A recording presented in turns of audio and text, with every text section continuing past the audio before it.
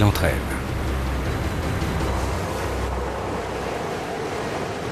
Les inondations de la Nouvelle-Orléans n'étaient pas un tsunami, mais l'ouragan Katrina a démontré que des inondations peuvent infliger de terribles dommages à une grande ville moderne.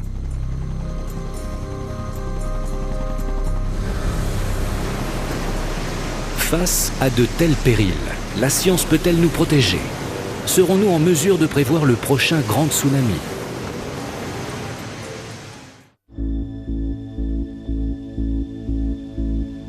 Notre capacité à prédire le prochain grand tsunami et à éviter un nouveau drame humain repose en partie sur notre aptitude à comprendre de quelle façon naissent les tsunamis. Walter Dudley est professeur d'océanographie. Il étudie comment les mouvements des fonds marins peuvent générer des tsunamis. Ils peuvent naître de failles créant un important séisme, ou de l'élévation d'une vaste portion de sol marin, ou d'un effondrement, ou même d'un glissement latéral. Dès qu'une importante masse d'eau est déplacée, il peut y avoir un tsunami. En milieu marin, un mouvement vertical de la croûte terrestre propulse une colonne d'eau vers le haut et injecte de vastes quantités d'énergie dans la mer. C'est ce qui s'est passé lors du tsunami de 2004.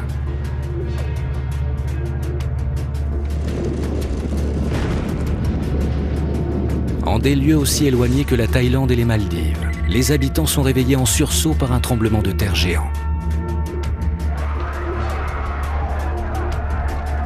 Il va durer plus de 8 minutes. La terre tremble aussi violemment que beaucoup de personnes n'arrivent même pas à tenir debout. Le tsunami indonésien est né d'un séisme sous-marin qui a créé un brutal changement de niveau du plancher océanique le long d'une faille de 1200 km. À des kilomètres des terres, ce mouvement cause une élévation de la mer, un tsunami qui produira des vagues très rapides, entre 500 et 1000 km/h.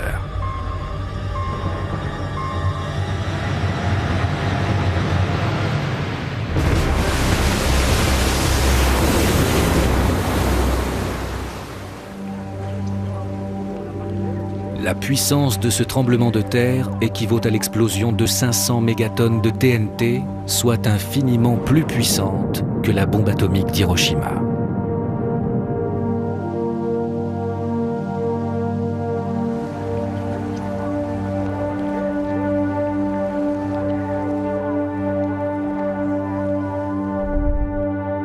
Ces photos satellites montrent Banda Aceh, une ville qui a perdu plus de 225 000 personnes dans le nord de Sumatra. Avant et après le tsunami. Kostas Sinolakis de l'Université de Californie du Sud étudie la puissance destructrice des tsunamis.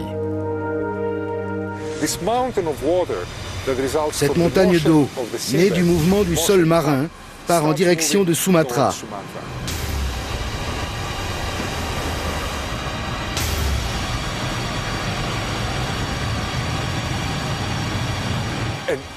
Et quand elle atteint la côte, c'est une montagne d'eau qui mesure 5 mètres de haut et des dizaines de kilomètres de long.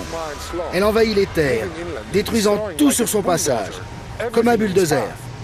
Cet immense volume d'eau en mouvement représente un danger considérable. Mais il existe deux autres facteurs qui rendent les tsunamis encore plus dangereux.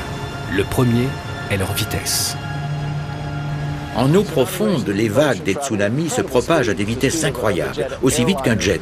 Quand elles atteignent le rivage, elles vont encore à plus de 48 km/h. Personne ne peut courir à une telle vitesse. Les tsunamis se déplacent aussi vite et aussi loin parce que leur énergie se transmet rapidement et efficacement à travers l'eau. Ce dont il est question en fait, c'est de la vitesse de propagation de l'énergie, car en réalité les particules d'eau ne bougent pas. C'est l'énergie qui se transmet à travers l'eau et qui se déplace. Ce principe peut se démontrer avec un célèbre accessoire de bureau, les boules de Newton. L'énergie de la première boule passe à travers les boules du milieu qui ne bougent quasiment pas. L'énergie des tsunamis se déplace de la même manière. Les particules d'eau se déplacent très légèrement vers l'avant, puis en arrière, et finissent par revenir là où elles étaient. Il existe un deuxième facteur qui rend les tsunamis terriblement meurtriers. Il constitue une menace silencieuse et quasiment invisible jusqu'au dernier instant. Au large, les vagues peuvent ne mesurer que quelques dizaines de centimètres. Elles peuvent même passer sous un bateau sans être remarquées. C'est seulement dans les eaux peu profondes que leur hauteur s'accroît de manière vertigineuse, au moment où les ondes de choc se convertissent en un mur d'eau. Quand un tsunami atteint la côte, les ondes hydrauliques peuvent avoir parcouru des milliers de kilomètres. Un raz de marée déferle. Il peut se déverser ainsi pendant plus d'une heure, à la différence des vagues classiques qui se brisent, puis se retirent après quelques secondes.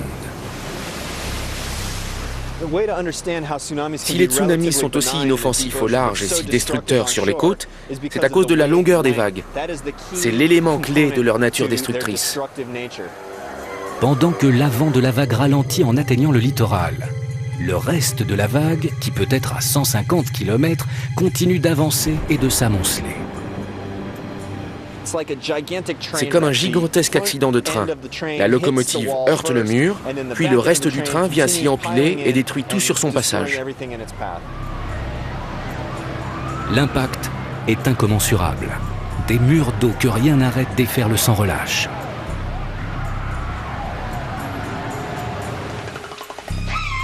Le docteur Simon Boxall, du Centre océanographique de Southampton, nous explique pourquoi les tsunamis engloutissent tout sur leur passage. Chaque mètre cube d'eau qui avance vers vous pèse environ 1 tonne. C'est l'équivalent d'une voiture qui vous heurterait à 80 km/h. Avec ceci en tête, on saisit mieux l'ampleur de ce qui se produit lorsque la vague frappe la plage. C'est effroyablement destructeur. Et ces vagues voyagent rarement seules. Bien souvent, plusieurs vagues viennent s'abattre à quelques heures d'intervalle. Un tsunami peut générer plusieurs séries d'ondes hydrauliques, pour diverses raisons.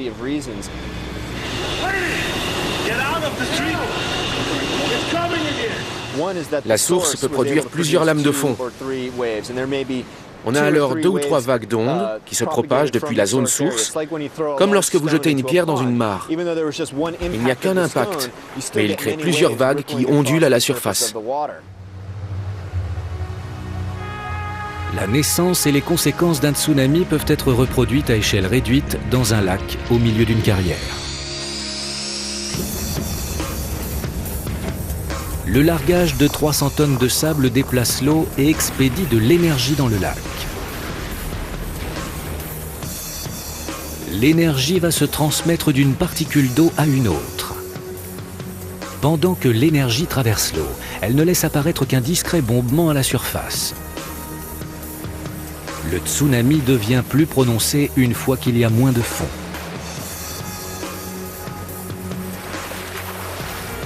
L'énergie de l'onde de choc continue de pousser le mur d'eau par l'arrière. Et elle produit ce déferlement caractéristique que rien ne semble pouvoir arrêter.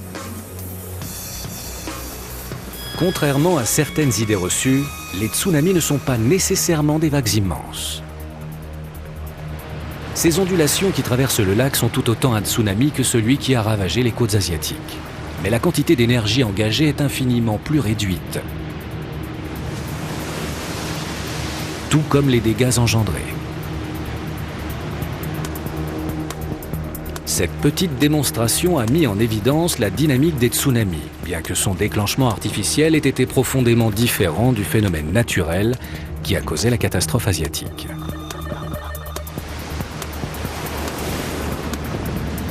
En fait, les tsunamis naissent de nombreuses façons.